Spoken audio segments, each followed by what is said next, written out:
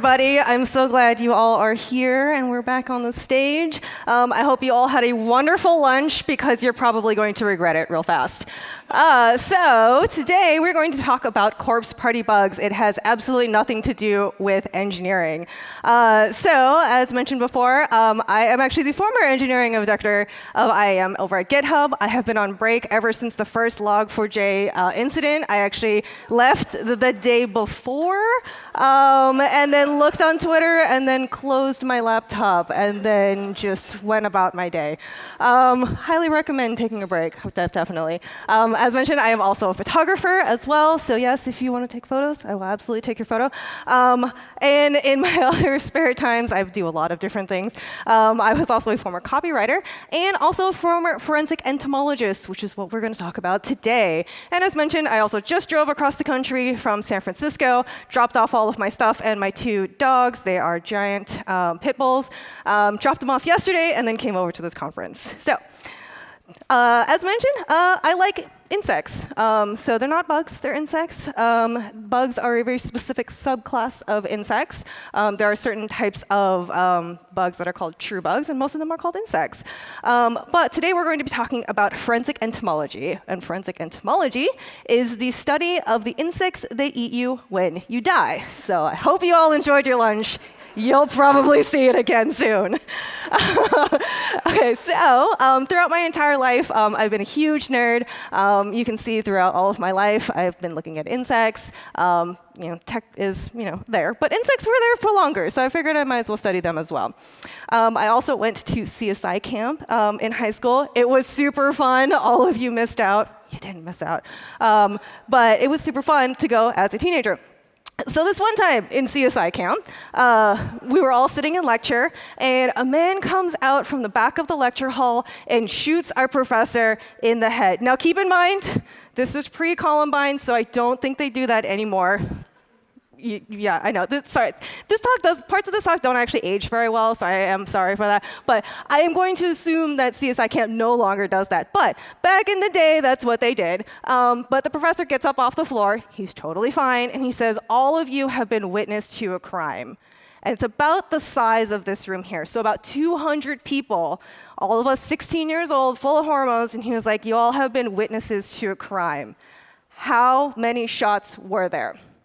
And out of 200 students, not a single one of us could agree on how many shots were fired. And the whole point of this story is that eyewitnesses are terrible, terrible if you want to win your case. How many of you remember what you had for breakfast today? I don't. That was like 4 hours ago. So eyewitnesses are really, really bad. So if you want to win your case, you need to have physical evidence in order to win your case. So insects are one of those ways that you can provide physical evidence of time of death. It takes a specific amount of time for insects to get from egg to larva to instar to pupa to adult. And you can measure how many of these different types of insects are on a dead body. You can actually get a fairly accurate time of death. So there are certain things that can affect an insect's life cycle. For example, if the body is stuffed in a barrel, if it's wet, if it's hot, if it's cold. All of these different things can affect time of death and how fast or how slow an insect can grow. So as mentioned, certain different things that can affect this. And you can determine how fast or how slow this can be in different things called body farms. So body farms are basically laboratories where a bunch of scientists go and they study these different types of circumstances in which a body can be found. So they have bodies stuffed in car trunks and barrels, all sorts of fun stuff. It's a great time. So as mentioned before, there are many different types of stages of an insect's life cycle. So there are 5 different stages of decomposition, and each one of them comes with their different type of insects. The first one is called initial decay, and this happens immediately when you die. Flies just come out of the sky. They just kind of land on your face, burrow into your eyeballs, and they lay their eggs, and it's super duper gross. Do you regret lunch now? So it's super gross. So as I mentioned before, it takes a specific amount of time to get from egg to larva. So blowfly larvae, which are typically called maggots, which we're very familiar with, take about 0 to 3 days from initial decay. So that's time of death. This is also how we get ants. Next up, the second stage of decomposition is called putrefaction. So this is when your body's naturally occurring bacteria and enzymes, all the things that you see your GI specialist about, they start eating away at your body. And so your body starts to bloat from all of the carbon dioxide that is inside of your body. This is about 4 to 10 days after death. So our maggots have now gone through several stages of instars. Because maggots don't have stretchy skin, they actually molt when they start growing larger. And so these are the different instars that we are tracking throughout this entire cycle. We also have the appearance of the carrion beetle as well as rove beetles. And we still have ants because your body is still very soft and they're taking pieces away from you to their families. Do you regret lunch yet? All right, next up is my favorite stage of all, and this is called black putrefaction. And this is when your body explodes. It's gross, it's black, it's smelly. This is when your neighbors find out that you're dead because they can smell you. It's fantastic. It is my favorite stage of all. Black putrefaction. And so this is when our maggots have turned into pupas and they start burrowing under the carpet under your body.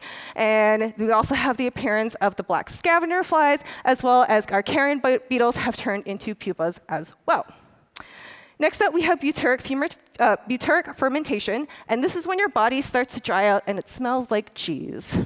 I'm a little disappointed that we did not have cheese on lunch menu because that would have been perfect.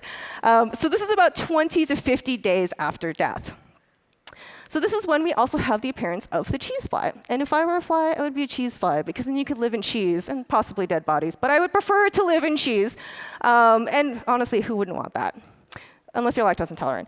And then you also have the appearance of skin beetles and more carrion beetles. And because your body has already exploded, there's a lot less moisture in your body, which means it's a lot harder to chew on. So you have a lot of insects that have hardier mouthpieces. Next up, we have dry decay. This is our last stage. Dry decay does happen in wet climates, but it's fairly self-explanatory. You know, your body has exploded. There's not a whole lot of moisture in it. So it's pretty dry, and there's not a whole lot of insect activity. This is where you get like cold cases, you know, like you see bones and stuff like that. This is where you see all of those CSI cases.